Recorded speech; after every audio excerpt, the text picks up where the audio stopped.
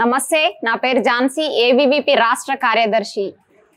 ABVP రాష్ట్ర కార్యవర్గ సమావేశాలు రేపు ఆగస్టు 31 మరియు సెప్టెంబర్ 1వ తేదీన నల్గొండ ఏచూరు గార్డెన్స్ లో నిర్వహించడం జరుగుతుంది.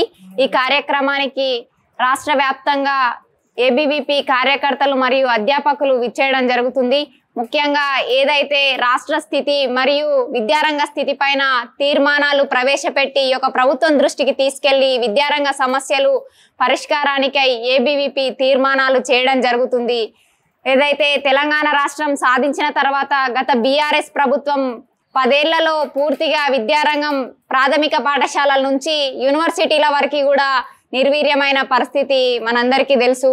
అదేవిధంగా నిరుద్యోగ యువతకు జరిగిన అన్యాయం ఏదైతే ఉందో, ఇదిగో నోటిఫికేషన్లు అదిగో నోటిఫికేషన్లు అంటూ తీరా ఎలక్షన్లు ముందలకొచ్చే వరకు కూడా ఏ నియామకాలు చేపట్టకుండా వేసినటువంటి అడపాతడప నోటిఫికేషన్లో అయినా ఉద్యోగం వస్తుందని ఆశించినటువంటి నిరుద్యోగ యువతకు చివరికి పరీక్ష రద్దులు, పేపర్ లీకేజీలతో కోర్టు మెట్లు చుట్టూ తిరగడమే సరిపోయింది. నిరుద్యోగ యువతల బతుకు కూడా రోడ్డు కీడ్చినటువంటి గత బీఆర్ఎస్ ప్రభుత్వానికి బుద్ధి చెప్పాలని, ఆ ప్రభుత్వాన్ని గద్దెదించడానికై ఏబీవీపీ 1,00,000 మందితో కథనబేరి కార్యక్రమాన్ని గత ఏడాది ఆగస్టు 1వ తారీఖున నిర్వహించి వారు గతంలో ఇచ్చినటువంటి విద్యార్థులకు కావచ్చు, నిరుద్యోగులకు ఇచ్చినటువంటి హామీలు ఏవైతే ఉన్నాయో అవి నెరవేర్చిన తర్వాతే ఎలక్షన్లకు వెళ్ళాలి, లేదంటే ఓటమిని చవి చూడాల్సి వస్తుందని ఓపెన్ లెటర్ డిక్లేర్ చేసినప్పటికి కూడా పెడచేవిన పెట్టనటువంటి బీఆర్ఎస్ ప్రభుత్వం అదే మొండి వైఖరితో ఎలక్షన్లకి వెళ్ళడం జరిగింది. యావత్ విద్యార్థి నిరుద్యోగ యువతను చైతన్యవంతం చేస్తూ ఆ యొక్క ప్రభుత్వాన్ని గద్దెదించడంలో అఖిల భారతీయ విద్యార్థి పరిషత్ ముఖ్య పాత్ర పోషించింది. ఏదైతే విద్యార్థి నిరుద్యోగ యువతకు అన్యాయం జరిగిందో వాళ్ళకి కొత్త ప్రభుత్వంలో అయినా న్యాయం జరుగుతుందని ముందుండి ఏరికోరి ఎన్నుకున్న కాంగ్రెస్ ప్రభుత్వంలో కూడా కేసీఆర్కి ధీటుగా అదే నిర్లక్ష్య వైఖరిని వ్యక్తం చేస్తున్నారు తప్ప ఎక్కడ కూడా విద్యారంగాన్ని బాగుపరిచేటటువంటి దాఖలాలు కనిపించడం లేదు. స్వయంగా ముఖ్యమంత్రి ప్రాతినిధ్యం వహిస్తున్నటువంటి విద్యారంగం ఎంతో బాగుపడుతుందని ఆశించిన విద్యార్థి లోకానికి నిరాశే మిగిలింది. ఇవాళ చూసుకుంటే కనీసం ప్రభుత్వ పాఠశాలల్లో మధ్యాహ్న భోజనంలో కూడా ఒక నాణ్యతమైన భోజనం అందించలేనటువంటి దయనీయ స్థితిలో ఈ యొక్క రాష్ట్ర ప్రభుత్వం ఉంది. పేద బిడ్డలకు జీవితాలన్నా వాళ్ళ యొక్క భవిష్యత్ అన్నా ఈ ప్రభుత్వాలకు అవసరం లేదు. అంటే ఇవాళ విద్యార్థులకు ఓటు లేదనా మీకు, లేకపోతే వీళ్ళతో అవసరం లేదనా? ఈ ప్రభుత్వం ఇచ్చేటటువంటి సమాధానం దేనికి సంకేతం అని కూడా విద్యార్థి పరిషత్ ప్రశ్నిస్తూ ఉంది.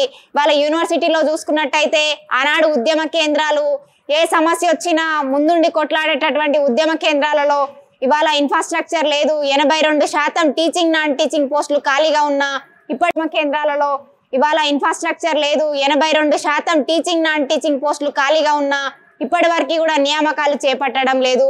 వీసీలు ఇప్పటి వరకు కూడా రెగ్యులర్ వీసీలు లేకుండా ఇన్ఛార్జ్ వీసీలతో కాలం వెళ్ళబోసినటువంటి ఈ యొక్క ప్రభుత్వం ఏ విధంగా మీరు విద్యారంగం పైన దృష్టి పెడుతురని ఈ యొక్క విద్యార్థి లోకం అనుకోవాలని చెప్పి కూడా ఈ సందర్భంగా ప్రశ్నిస్తా ఉన్నాను. విద్యాశాఖ మంత్రి లేకపోవడం, ఉన్న ముఖ్యమంత్రి మీకు ఢిల్లీ పర్యటనలు, ఇంటర్నేషనల్ టూర్లకే మీ సమయం సరిపోతుంది. మీరు విద్యాశాఖ మంత్రిని నియమిస్తే అన్న విద్యార్థులు సమస్యలు చెప్పుకోవడానికి ఉంటుంది. కానీ ఇప్పటి వరకు ఆ ప్రస్తావనే లేదు. ఇప్పటి వరకు 7,300 కోట్ల ఫీజు రియంబర్స్మెంట్ పెండింగ్ లో ఉంటే ₹1 కూడా విడుదల చేయనటువంటి ఘనత, కనీసం అసెంబ్లీ సమావేశాల్లో ఏ ఒక్క నాయకుడు కూడా విద్యారంగం గురించి ప్రత్యేకంగా చర్చించింది లేదు, ఒక నిరుద్యోగుల గురించి చర్చించింది లేదు. ఈ విధంగా ఎక్కడికక్కడ ఎక్కడేసిన గొంగడు అక్కడే పేన మీద నుంచి పొయ్యిల పడ్డట్టు అయిపోయింది అలా విద్యార్థి నిరుద్యోగుల పరిస్థితి. సంక్షేమ హాస్టల్ ఈరోజు సంక్షోభం వెల్లదీస్తున్నటువంటి పరిస్థితి.